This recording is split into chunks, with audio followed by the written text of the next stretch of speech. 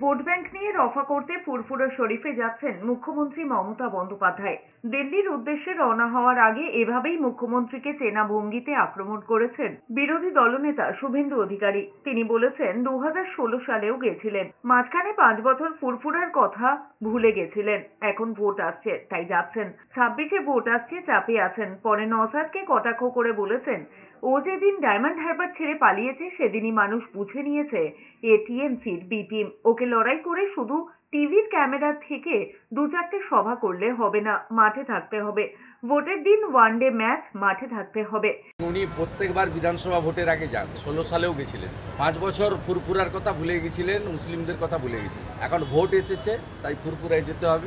16তেও গেছিলেন, আবার 26-এ ভোট আসছে, চাপে আছেন। কিন্তু ও যেদিন ডায়মন্ড হারবার ছেড়ে পালিয়েছে সেদিনই লোক বুঝে নিয়েছে এ টিএমসির বিটি।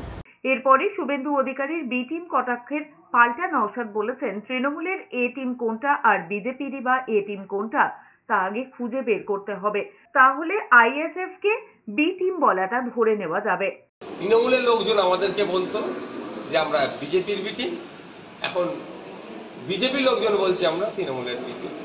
তাহলে আমার প্রশ্ন এখানে, তৃণমূলের এ টিম কোনটা আর বিজেপি এ টিম কোনটা? তাহলে আমরা বি টিম, তার কথা তর্কের খাতির আমি বললাম। তো এ টিমগুলোকে আগে খুঁজে বার করুন।